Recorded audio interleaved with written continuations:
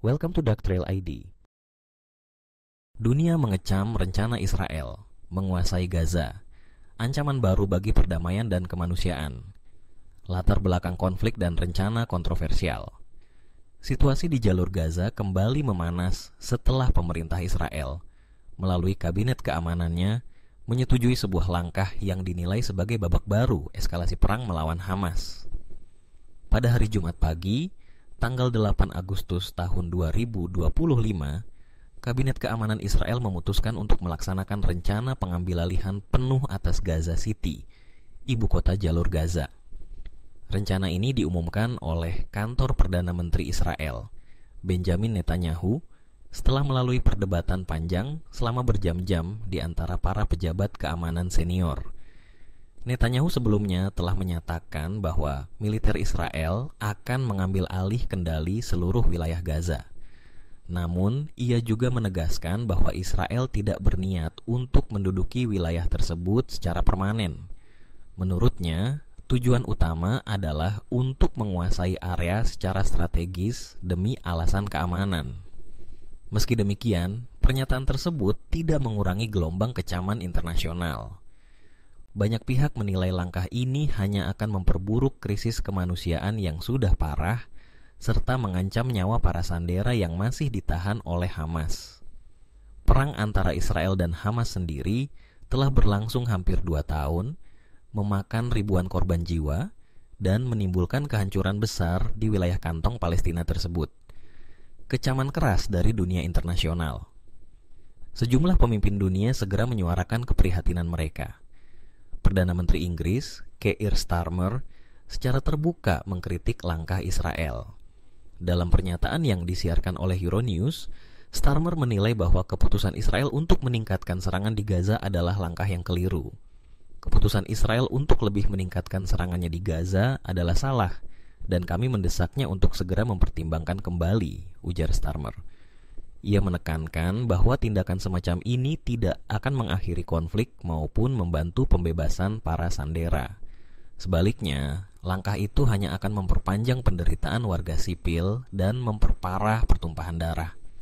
Starmer menggarisbawahi bahwa solusi yang dibutuhkan saat ini adalah gencatan senjata, peningkatan distribusi bantuan kemanusiaan, pembebasan semua sandera oleh Hamas, serta pencapaian kesepakatan damai melalui jalur diplomasi.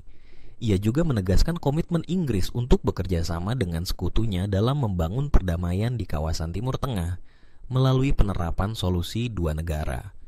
Tidak hanya Inggris, Menteri Luar Negeri Finlandia, Elina Valtonen, juga menyatakan keprihatinannya. Saya sangat khawatir tentang memburuknya kondisi kemanusiaan di Gaza. Kami berharap gencatan senjata segera dan pembebasan segera sandera Israel, kata Valtonen. Pernyataan ini menunjukkan bahwa negara-negara Eropa mulai memberikan tekanan diplomatik yang lebih kuat kepada Israel agar menghentikan eskalasi. Sementara itu, dari kawasan Asia Pasifik, Menteri Luar Negeri Australia, Penny Wong, memberikan peringatan keras. Ia meminta Israel untuk tidak merealisasikan rencana tersebut sambil menekankan bahwa pengungsian paksa secara permanen merupakan pelanggaran terhadap hukum internasional. Pernyataan Wong menegaskan kembali posisi Australia yang menolak tindakan militer yang berpotensi mengakibatkan pembersihan etnis atau pemindahan paksa penduduk. Respons Amerika Serikat dan PBB. Sikap berbeda ditunjukkan oleh Presiden Amerika Serikat, Donald Trump. Alih-alih mengkritik, Trump justru menyatakan bahwa keputusan sepenuhnya berada di tangan Israel. Ia bahkan menyalahkan Hamas atas kebuntuan negosiasi, menuding kelompok tersebut sebagai penghalang utama tercapainya kesepakatan damai. Pernyataan ini menunjukkan perbedaan mendasar antara posisi Amerika Serikat dan sebagian besar negara barat lainnya yang cenderung menuntut Israel untuk menahan diri.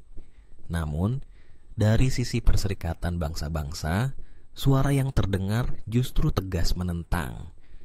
Komisaris Tinggi PBB untuk Hak Asasi Manusia, Volker Turk, menyatakan bahwa rencana Israel jelas bertentangan dengan hukum internasional. Rencana pemerintah Israel untuk mengambil alih sepenuhnya Gaza yang diduduki secara militer harus segera dihentikan, tegas Turk. Ia menambahkan bahwa kebijakan tersebut melanggar putusan Mahkamah Internasional yang memerintahkan Israel untuk mengakhiri pendudukan sesegera mungkin demi mewujudkan solusi dua negara serta memastikan hak rakyat Palestina untuk menentukan nasib sendiri. Kritik dari dalam negeri Israel. Menariknya, penolakan tidak hanya datang dari luar negeri. Di dalam Israel sendiri, rencana ini memicu perdebatan sengit. Pemimpin oposisi, Yair Lapid, mengkritik keras kebijakan Netanyahu, menyebutnya bertentangan dengan nasihat militer dan lembaga pertahanan. Rencana itu sepenuhnya bertentangan dengan posisi militer dan lembaga pertahanan tanpa mempertimbangkan kelelahan pasukan tempur, ungkap Lapid. Kepala Staf Umum Militer Israel, Letnan Jenderal Eyal Zamir, bahkan secara terbuka memperingatkan bahwa pengambil alihan penuh Gaza akan membahayakan nyawa para sandera dan menambah beban berat bagi pasukan. Zamir dilaporkan kerap berselisih pendapat dengan Kabinet Keamanan dalam beberapa hari terakhir terkait usulan ini, penegasan Netanyahu. Sebelum sidang Kabinet Keamanan, Benjamin Netanyahu berusaha meyakinkan publik dan komunitas internasional bahwa Israel tidak berniat untuk menguasai Gaza secara permanen. Dalam wawancara dengan Fox News, ia mengatakan, "Kami tidak ingin mempertahankannya. Kami ingin memiliki perimeter keamanan." Menurutnya, setelah operasi militer selesai, Israel berencana menyerahkan kendali Gaza kepada koalisi pasukan Arab yang akan memerintah wilayah tersebut. Meski begitu, banyak pengamat yang skeptis terhadap rencana ini, mengingat sejarah panjang ketidakpercayaan antara Israel dan negara-negara Arab. Dampak kemanusiaan yang mengkhawatirkan. Rencana pengambilalihan penuh Gaza City dinilai akan memperburuk kondisi kemanusiaan yang sudah kritis. Selama hampir 2 tahun terakhir, perang Israel-Hamas telah mengakibatkan keruntuhan infrastruktur sipil, termasuk rumah sakit, sekolah, dan jaringan listrik. Ribuan warga sipil tewas, dan ratusan ribu lainnya terpaksa mengungsi. Organisasi kemanusiaan memperingatkan bahwa operasi militer besar-besaran di pusat kota Gaza akan memicu eksodus massal penduduk. Selain itu, akses terhadap bantuan kemanusiaan akan semakin terhambat, mengingat jalur distribusi seringkali menjadi sasaran serangan. Dalam situasi seperti ini, kelompok rentan seperti anak-anak, lansia, dan perempuan akan menjadi pihak yang paling menderita. Aspek hukum internasional. Banyak pakar hukum internasional menilai bahwa rencana Israel berpotensi melanggar beberapa prinsip utama hukum humaniter internasional, termasuk Konvensi Jenewa yang melarang pengungsian paksa dan pendudukan militer permanen. Mahkamah Internasional juga sebelumnya telah mengeluarkan putusan yang memerintahkan Israel mengakhiri pendudukannya di wilayah Palestina yang diakui secara internasional. Penggunaan kekuatan militer dalam skala besar di wilayah padat penduduk seperti Gaza menimbulkan risiko besar terhadap pelanggaran hukum perang, termasuk tindakan yang dapat dikategorikan sebagai kejahatan terhadap kemanusiaan. Oleh karena itu, banyak pihak mendesak adanya intervensi diplomatik segera untuk mencegah krisis yang lebih dalam. Jalan menuju perdamaian. Meskipun retorika perang terus menguat, beberapa pihak menilai masih ada peluang untuk meredakan ketegangan melalui diplomasi. Gencatan senjata yang diawasi oleh pihak ketiga diikuti dengan pembicaraan politik yang melibatkan semua pihak terkait, dianggap sebagai jalan yang paling realistis. Solusi dua negara, meskipun semakin sulit diwujudkan, tetap menjadi kerangka yang diakui secara internasional sebagai basis perdamaian jangka panjang.